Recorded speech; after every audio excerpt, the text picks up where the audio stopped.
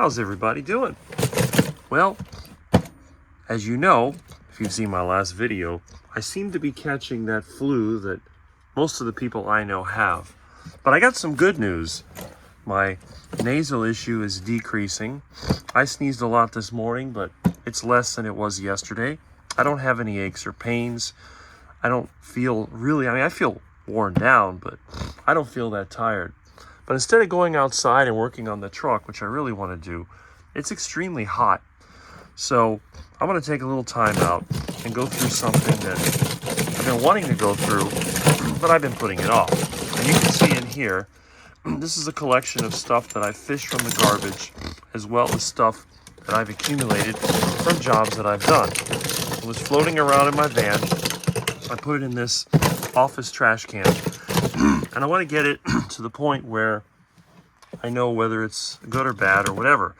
Now, what we have here, we have a collection of electrical receptacles. This is actually a unique one. It's a surge protector type receptacle. It looks almost like a ground fault. These are fluorescent lamp holders. Some people call them tombstones by their shape. These are for the single pin 8-foot instant start fluorescent lamps. And there's some wires on them. Normally what I do, I'll take a screwdriver and I will take the wires out. Then I stack these together, wrap them with electrical tape, and put them into one of the bins.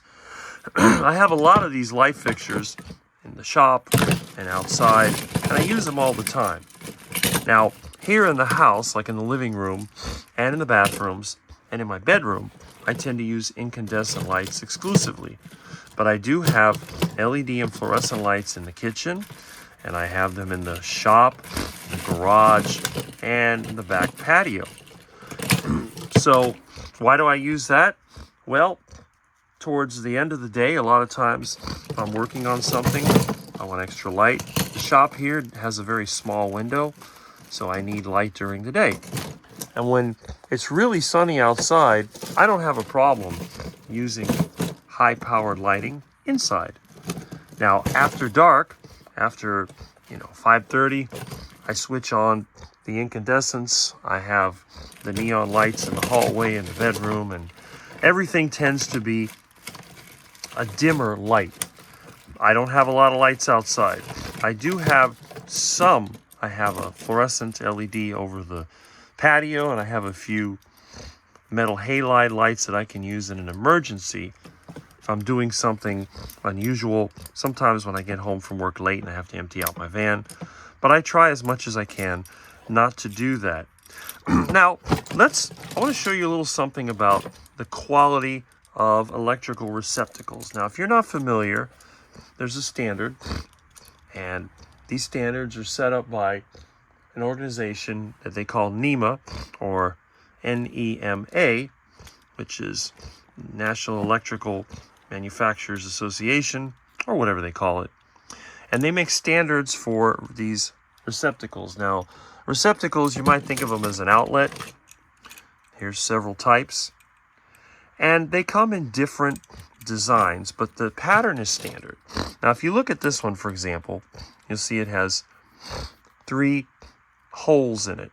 This one over here is an earth ground. This is going to be connected to the green ground wire, which it has its own little terminal right here. It's also connected directly to the metal frame. And if you have, let's say, an electrical box that's metal, it may have a steel cover. Now, here's a couple of metal covers for these receptacles. These will also be connected to the earth. That way, if any type of electrical fault takes place, that will take the current straight to the earth, that will overload the circuit, and that will burn the fuse or trip the circuit breaker, and that helps prevent electrical shock. There's also the ground fault outlet, which detects a difference between one side and the other, and if there's a difference, it will turn off the circuit. But I'm not worried about that right now. This over here is what I would call the standard or low grade, and you can see it has a characteristic. It's a plastic body. It does have a metal strap here has these little ears you can break off if you have to put it in a smaller box. Some of the boxes have a sort of a, I don't know what you call an industrial plate. There's a name for it, and you break that off. But a lot of times with the regular plastic or the flat plates, you just leave that on there. My cordless phone is going crazy. And here's another one. They come in different colors. This is white. This is ivory. But if you'll notice over here, we have another one. It has the same pattern, but it has slightly different construction. You can see here that the metal strap, instead of being hidden inside of this, is actually visible on the outside. This is constructed of two pieces that are actually sort of riveted together. If you were to open this up, you would see that the terminals that hold the plugs, they're made of a more springy phosphor bronze material. This is often known as a specification grade. This is the better quality stuff. You won't find this in the typical home. You will find it in some of the better built offices. This is common in hospitals, and you'll also find it in the older schools and some of the newer ones, depending on who's doing the work. This is the one I like to use in my home, and I'll buy them new if I can afford them, but if I can't, I'll just go through some of the ones that I've kept. Here's another one. Okay, and here's my electrical helper. Come on, Milton. Want to check this out? Yeah, you're a cutie. You've been a good kitty since you tore me up. You can see my leg is almost healed. It's getting there. And you have not been mean for over a week now. But anyway, this is an example that higher grade, and you can see, it does have both the holes in the back where you can screw this down, and it has the regular screw where you can put a loop around the wire. When you use solid wire, you can bend it into a hook and use it here. If you're going to use stranded wire, it's better to use these holes in the back. And again, when you tighten this down, it pulls a little plate in, which holds the wire and gives you the connection. What I like to do in my own house, I like to use either crimped on spade terminals and put them here on the side, or what I'll do, I'll bend the stranded wire and I'll solder it. And that way when I tighten it down, it's going to be better. Even if I use these rear entering openings, I also like to solder the wire because it just provides less of a failure point. Now you can see over here, here's another one of those higher grade outlets. But take a look.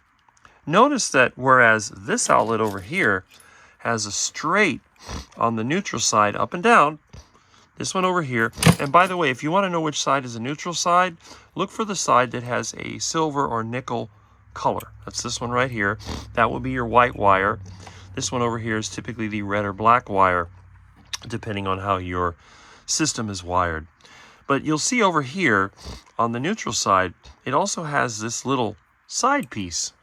I've never seen a plug that actually fits into this, but this is a 20 amp outlet. So this is a really good one. Now, most electrical circuits in residential homes are 15 amps, but occasionally you might find for the washing machine or refrigerator a 20 amp circuit, although those usually only have one receptacle. Some have two. But this is an example of a 20 amp. And there's several others in here. If you start digging around, again,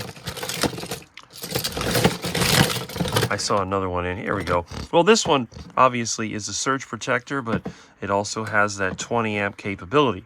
So whenever you see a receptacle with a plug like this, you know that's set up for 20 amps. Now let's look at the switches. This right here is an example of a 20 amp switch. Now this one is only for 120 volts. You can see it uses the manual terminals. It has only two connections on it. It is not a three-way. It's just a regular on-off switch. These are better built and they're higher end. Now, your typical residential switch, which I know I've replaced a lot of these. Here's one right here.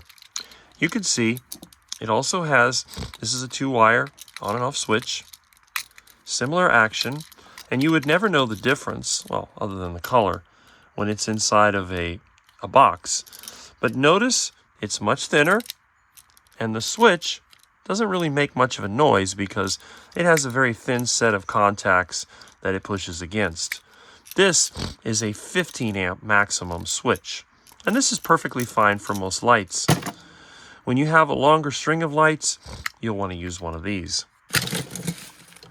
What else do we have in here? Well, here's an old 10 base T Ethernet jack, and as you can see, it's built to fit in a standard receptacle. You can still find these, but they're not used as commonly. And here's another one of those higher end switches. Now, I've actually got some pretty old ones in here. And again, a lot of times when I reuse an older switch in my own home, I'll test it out. But I've actually had switches that went bad. And if you look over here, you'll see that it's riveted together. There's actually these little rivets. You can, if you're careful, take these things apart. And what I'll do, I will actually redo the terminals.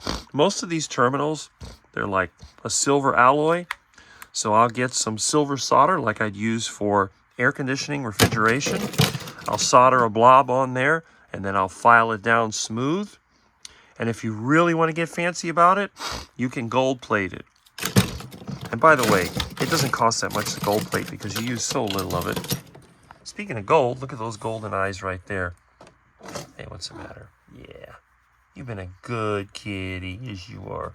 And to think I was going to let you go because you attacked me. Oh, you're such a good cat. Yeah. Milton likes to be around me everywhere I go, inside or out. If I leave him by himself, he'll come and find me. And if I don't pay attention to him, he'll start to make noise. Right? Yeah. So anyway, while I'm recovering from whatever this flu is, now again, I feel pretty good. I think I could go outside and work on my truck, and I probably will a little bit later. But I don't want to push myself too hard. Maybe a slow bike ride, which I did to the store. Maybe a little bit of this. Just something to keep me busy. I'm feeling better and better as the day goes on. But I have too many friends that have gotten really, really sick. And I learned a long time ago, I think one of the reasons that I've been able to avoid serious medical issues, I try to limit my stress. I don't go out on a limb, put myself into debt, and run into all these problems, and then have to work like crazy to try to survive.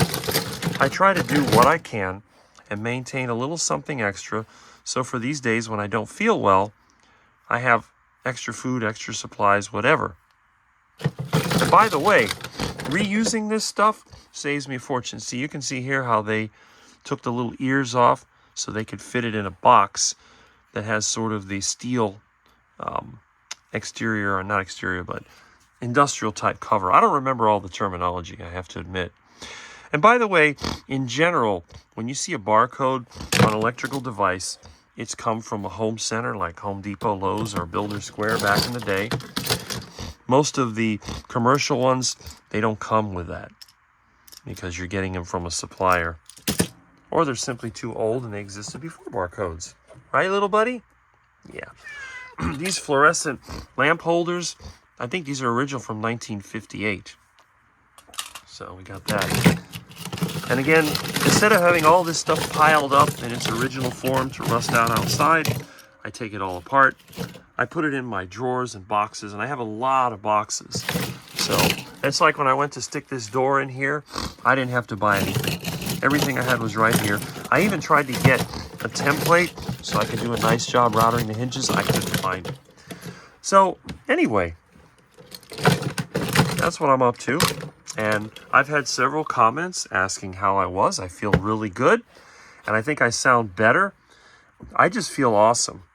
And hopefully it stays that way. But I got to remember, Rick, don't push yourself. Because when you start to get sick, if you start pushing yourself, you're going to get worse. And when I was younger, I used to face horrible sore throats, terrible headaches, diarrhea, vomiting, all kinds of stuff. And I've had instances since then when I pushed myself too hard, and I get some of those things. But normally for me, while other people may have to go to the doctor, get antibiotics, they may be sick for weeks, It's a 3-day event for me. Maybe a few coughs, a lot of sniffling, which I'm used to anyway. And then maybe another day where I'm not 100%, but my appetite's still good. I still have a great attitude about things I want to do. And even though I feel like I'm wasting my time not working on the truck, I always got something to do. There's never a dull moment around here. And my little buddy is keeping me company. Yes, he's a cutie. Yes, you're a sweetheart, aren't you? You can be mean at times. You can be vicious. But like anyone else, anybody can have a bad day. Even a cute, beautiful black menace like you. That's right. Okay. Well, I hope everybody else having a great day. I'll catch you later.